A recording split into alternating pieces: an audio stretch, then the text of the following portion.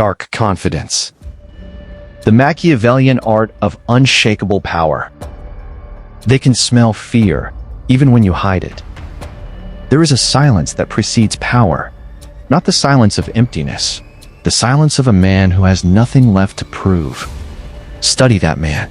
Watch how a room rearranges itself around him without a single word being spoken. Watch how his stillness commands more attention than another man's performance. That man is not louder.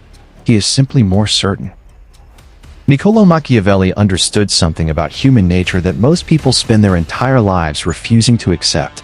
The world does not reward the deserving. It rewards the decisive. It does not elevate the kind. It elevates the compelling. And at the very core of every compelling person, beneath the strategy, beneath the composure, beneath the polished surface, there is something ancient and almost dangerous. That thing is dark confidence. Men judge generally more by the eye than by the hand, for everyone can see and few can feel.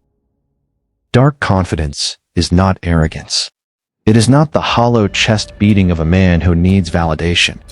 It is the quiet, bone-deep certainty of someone who has stared into the darkest corners of human nature and come back unmoved. It is the confidence of someone who no longer needs the world to be fair because they have learned to work with the world as it actually is. In the next 20 minutes, we are going to dismantle every comfortable illusion you have been told about confidence. We are going to rebuild it from the ground up, through the lens of the most ruthless political philosopher in history. By the end, you will understand not just what dark confidence is, but how to embody it so completely that it becomes indistinguishable from who you are. Most people think confidence is a feeling, something that rises in your chest when conditions are favorable, when people are applauding, when things are going your way. This is a catastrophic misunderstanding. Feeling-based confidence is a hostage. It is entirely dependent on external circumstances, which means it is fragile, unreliable, and ultimately worthless at the moments you need it most. Machiavelli built his entire political philosophy on a different premise. He observed that the princes who endured, the rulers who held power not just for a season but for generations, were not the ones who waited for favorable circumstances. They were the ones who had made themselves structurally independent of circumstances. They had cultivated what we might call sovereign psychology. Sovereign psychology rests on three foundational pillars. The first is the radical acceptance of human nature. Machiavelli was relentless in his insistence that human beings are, in the main, self-interested, impressionable, and inconsistent. He did not say this with contempt. He said it the way an engineer describes the tensile strength of steel as a property to be understood and worked with, not lamented. When you accept the full spectrum of human nature, the pettiness, the envy, the political calculation that underlies even seemingly generous acts, you stop being blindsided by it. And the person who cannot be blindsided cannot be destabilized. The person who cannot be destabilized radiates a particular kind of gravity. They are always, in every room, the steadiest object present. The first method for estimating the intelligence of a ruler is to look at the men he has around him. The second pillar is the deliberate cultivation of fearlessness through confrontation. Not recklessness, confrontation.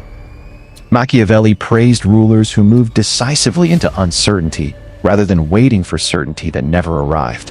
He understood that the willingness to act without guarantees, to absorb risk consciously, is itself a form of power. Other people see it, they feel it, and they are drawn to it the way iron is drawn to a magnet. The third pillar, and the one most people entirely miss, is the mastery of perception. Machiavelli did not merely want his prince to be powerful.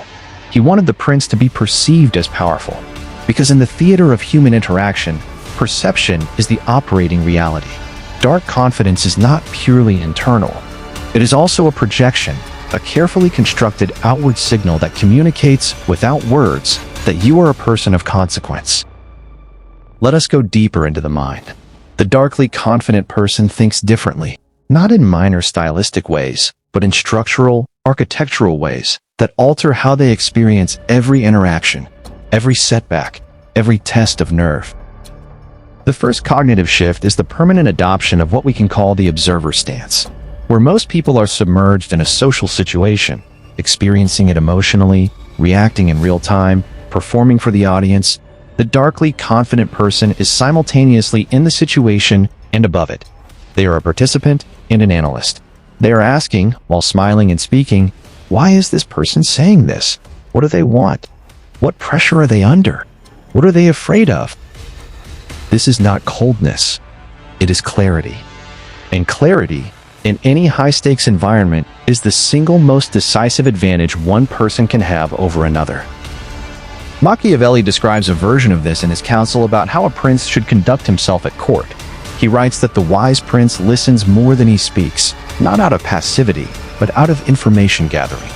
Every person who speaks in your presence is handing you intelligence. Every complaint reveals a wound. Every boast reveals an insecurity. Every demand reveals a dependency. The silent man in the corner who seems absent is often the most dangerous man in the room. The lion cannot protect himself from traps, and the fox cannot defend himself from wolves. One must therefore be a fox to recognize traps, and a lion to frighten wolves. The second cognitive shift is the complete elimination of the approval need. This is perhaps the most radical transformation available to a human being, and also the most difficult. We are wired by evolution to care about social approval. Exclusion from the group for our ancestors was a death sentence. That ancient circuitry still runs in every human nervous system, including yours. The darkly confident man does not erase this circuitry. He overrides it through conscious philosophy. He has built a value system that is entirely internal, entirely self-referencing. He measures himself not against others' opinions of him, but against his own standard of what a powerful, purposeful man does. When someone disapproves of him, he does not experience it as a threat. He processes it as information, sometimes useful, often irrelevant, and continues. This is what makes him genuinely intimidating. You cannot leverage a man who does not need your approval. You cannot manipulate a man whose sense of self is not hostage to your perception of him. He has made himself, in a very specific sense, manipulation-proof. Ideas are worthless without embodiment. You can understand every word of this script intellectually, absorb every Machiavellian principle, and still walk into a room broadcasting uncertainty the moment you open the door. The body does not lie, and people read bodies long before they process words. Let us talk about what dark confidence actually looks like. Physically, acoustically, spatially. Physically, the darkly confident person takes up space without apology. Not aggressively, not the exaggerated swagger of the insecure man compensating, but fully, naturally, as though they are exactly as large as they are and see no reason to compress themselves for anyone's comfort. Their movements are slow, deliberate. There is no fidgeting, no self-touching, no micro-expressions of anxiety leaking through the facade. They have learned that stillness is read as strength, and they have trained stillness into their body the way an athlete trains a movement pattern. Machiavelli would have recognized this immediately.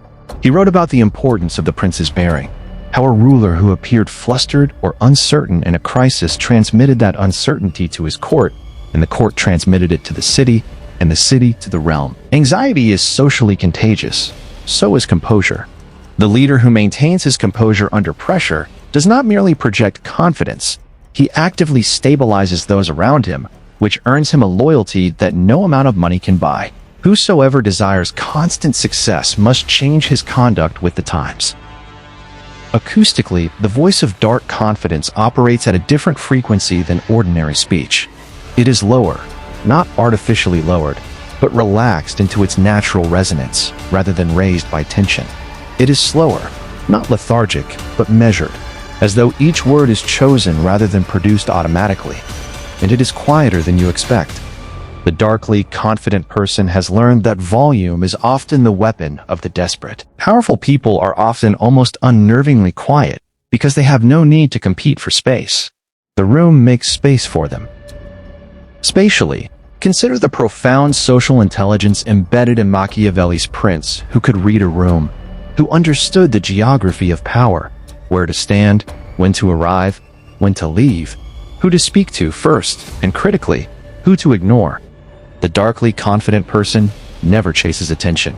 They position themselves so that attention gravitates toward them naturally, and then they manage it, releasing some, withholding some, always in calibrated control of how much access others have to them. Access is currency. Abundance cheapens it. The person who is available to everyone, who responds immediately to everyone, who is endlessly accessible, that person teaches others to treat them as a common resource. The darkly confident person is always, to some degree, unavailable. Not rudely so, but strategically. Their time and attention are implicitly scarce, and scarcity creates value. Dark confidence is not tested in comfortable circumstances. It is tested precisely when circumstances become adversarial. When someone challenges your position, undermines your authority, attempts to diminish you publicly, or simply refuses to defer to you. How you behave in those moments is the single greatest determinant of your social power. Machiavelli was unsparing in his analysis of what happens when a prince shows weakness at the moment of challenge. He wrote that a ruler who responds to provocation with panic, rage, or accommodation signals to every observer that he can be moved. That enough pressure, applied to the right point, will cause him to yield. And once that signal is sent, it cannot be unsent. The predators will line up. The first test is the direct confrontation. The person who challenges you openly, perhaps in front of others. The amateur's instinct is to defend, to explain, to justify. The darkly confident response is none of these. It is the long, completely unbothered pause, the slight tilt of the head, the calm question that reframes the entire dynamic. That is an interesting position. What makes you say that? Notice what this does. It does not concede.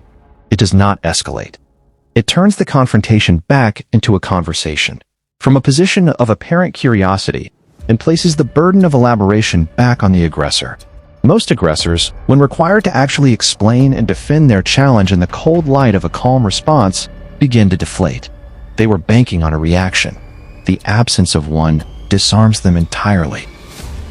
It is better to be feared than loved if you cannot be both.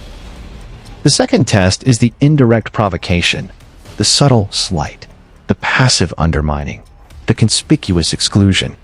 These are weapons of the politically sophisticated, and they are far more common than open confrontation. The amateur is either oblivious to them or visibly wounded by them.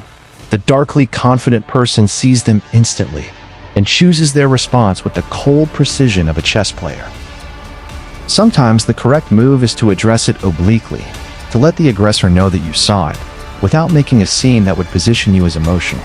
Sometimes the correct move is deliberate non-reaction, to proceed as though nothing happened, which signals that the provocation was beneath your level of concern. And occasionally, when the aggressor needs to be permanently deterred, the correct move is a quiet, measured, public counter that is so perfectly calibrated that it communicates, without theatrics, that you are not a person to be played with.